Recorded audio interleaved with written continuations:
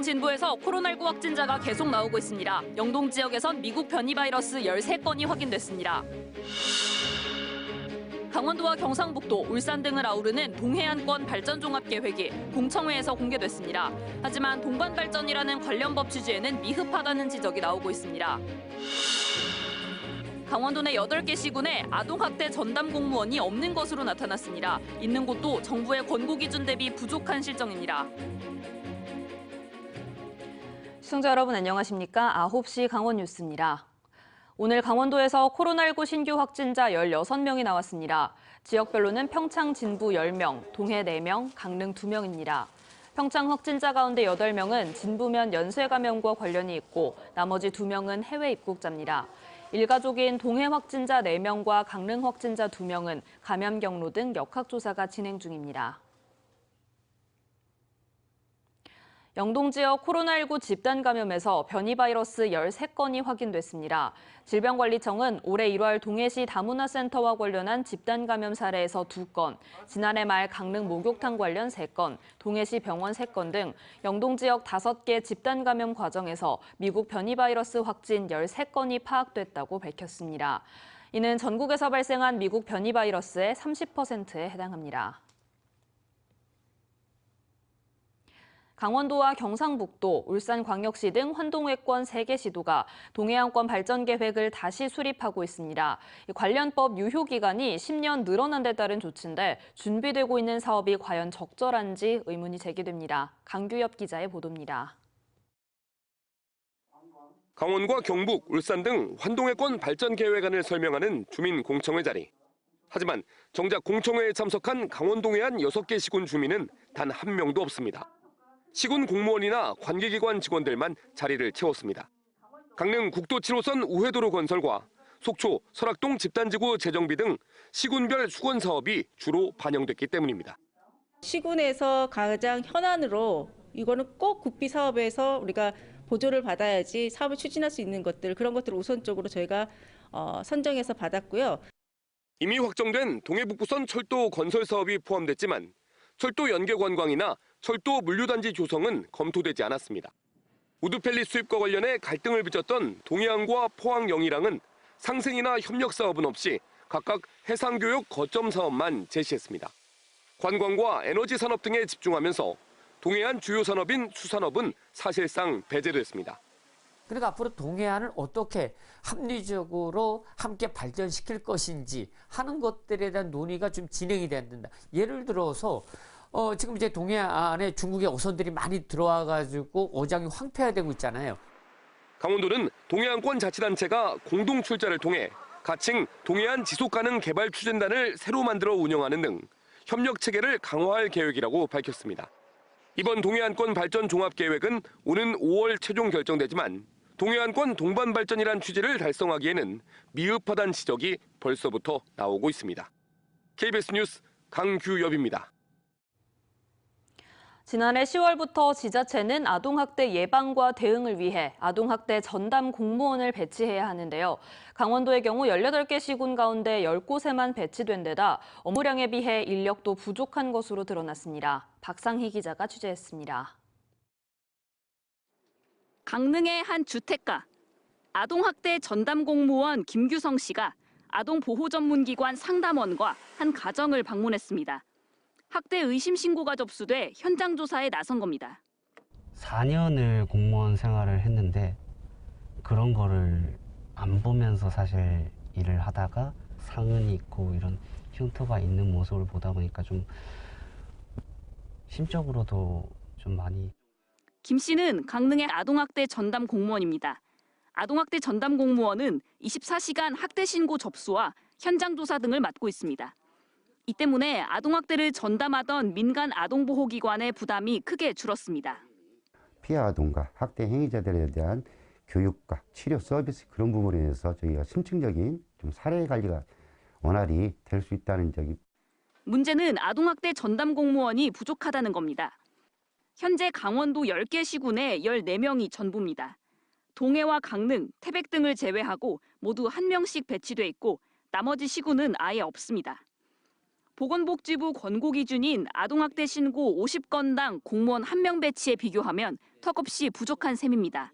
많이 할 때는 그냥 매일 했어요. 주말까지도 나가고요. 네.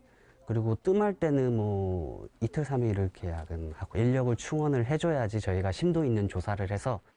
지난해 강원도에 접수된 아동학대 의심 신고는 모두 1,435건.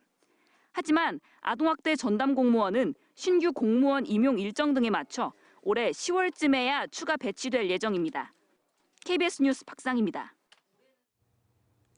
양구군이 예산을 지원한 전국 단위 권투대회에서 선수들이 출전료를 제대로 받지 못했다는 의혹이 제기됐습니다.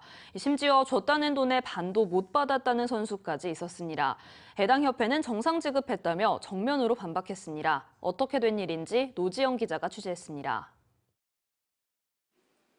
2019년 양구에서 열린 프로복싱 대회입니다. 국내의 한 권투단체가 주최했습니다. 양구군은 행사비를 지원했습니다.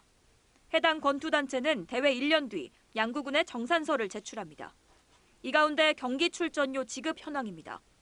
출전료 총액은 3,860만 원. 전국 24개 체육관의 선수 40여 명에게 보통 1인당 90만 원씩 줬다고 돼 있습니다. 취재진이 출전 체육관 24곳 가운데 무작위로 5곳을 골라 수령액을 확인해봤습니다. 4곳은 1인당 수령액이 40만 원에서 58만 원 사이라고 밝혔습니다. 체육단체가 줬다는 돈의 절반 정도에 불과한 겁니다. 출전료랑 뭐 숙식 지원비랑 다 포함해서 40만 원이에요? 네. 실질적인 파이트머니는 한 20만 원밖에 안 되는 거죠. 다 빼면 남는 것도 없어요. 특히 출전료 명단에 아예 경기장에 가지 못한 선수의 이름도 있는 것으로 확인됐습니다. 이 선수가 원래 나가고 해서 다쳐서 저가 이제 올라간 거예요. 다른 한 곳은 출전료는 적게 받았지만 별도의 경비를 추가로 받았다고 주장했습니다. 근데 우리는 먼 데서 가니까 한 7, 80만 원? 그리고 뭐 경비 따로. 결국 정산서대로 돈을 받았다는 곳은 5곳 가운데 단 한 곳도 없었습니다. 이에 대해 해당 단체는 자신들은 정산서대로 다 지급했다고 주장합니다. 오히려 선수들의 기억에 오류가 있을 것이라고 반박합니다. 선수 파이터는 다 현금으로 줘요, 저희들이. 돈은 다 매니저가 받죠. 그러면 그 매니저가 선수를 얼마를 주는지는. 양구군은 정산서를 1년 뒤에 받아서 세부 내역까지는 다 확인하지 못했다며 정산 과정에 이상이 있는지 확인해보겠다고 밝혔습니다. KBS 뉴스 노지영입니다. 달걀과 대파 등 밥상 물가가 큰 폭으로 오르고 있습니다. 코로나19와 조류 인플루엔자 등 각종 전염병이 장기화되면서 농산물 수급에 차질이 빚어졌기 때문입니다. 이영일 기자의 보도입니다. 대형마트에서 고객들이 장을 보고 있습니다.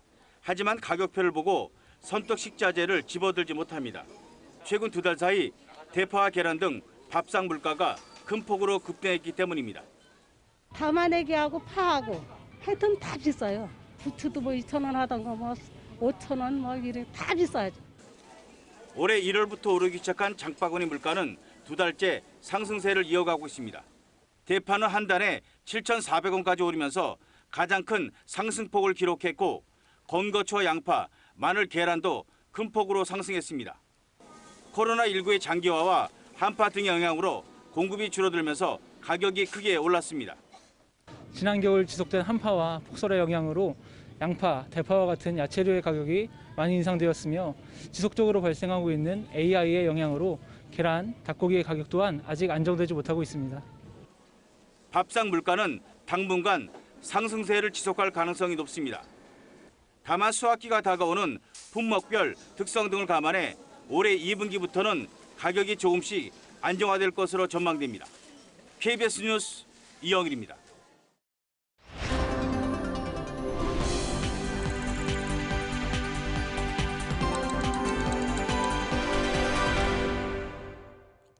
강원경찰청은 최근 불거진 한국토지주택공사 LH 직원의 땅 투기 의혹과 관련해 부동산 투기 사범 전담 수사팀을 운영합니다. 부동산 수사팀은 반부패 경제범죄 수사대를 중심으로 구성되며 공무원이나 공공기관 임직원 등이 관련된 부동산 투기 여부를 집중 단속합니다. 경찰은 공직자 등의 부동산 투기가 의심되는 경우 시민들의 적극적인 제보를 부탁했습니다. 시멘트 생산 지역인 강원도와 충청북도, 경상북도, 전라남도의 지방자치단체와 주민 등이 시멘트 지역자원시설세 입법을 위한 공동추진위원회를 구성했습니다. 공동추진위는 시멘트세 도입은 시멘트 생산으로 생겨난 문제들을 해결하기 위한 종합적인 세수를 마련하자는 것이라며 국회와 정부는 입법에 최선을 다하라고 촉구했습니다. 또 시멘트 업계의 기금 조성 방안은 여러 문제를 해결할 수 없어 단호히 거부한다고 덧붙였습니다. 강원도와 중소벤처기업부는 원주 혁신도시 지식산업센터에 강원 모바일 헬스케어 지원센터를 마련하고 오늘 개소식을 열었습니다. 강원센터는 앞으로 3D 프린터를 활용한 의료기기 제작, 의료기기의 시험과 분석을 지원할 계획입니다. 또 의료기기 관련 예비 창업자에게 사무실 제공과 시제품 제작을 지원합니다. 강원도는 2019년 7월 정부의 디지털 헬스케어 규제 자유특구로 지정돼 비대면 건강관리 시범 사업에 참여하고 있습니다. 강릉시 송정동 해송림 일부 지역에 출입통제용 울타리 설치가 추진돼 주민들이 반발하고 있습니다. 해당 지역은 사유지로 토지주가 소나무 보호 등을 이유로 울타리 30m를 설치하고 있습니다.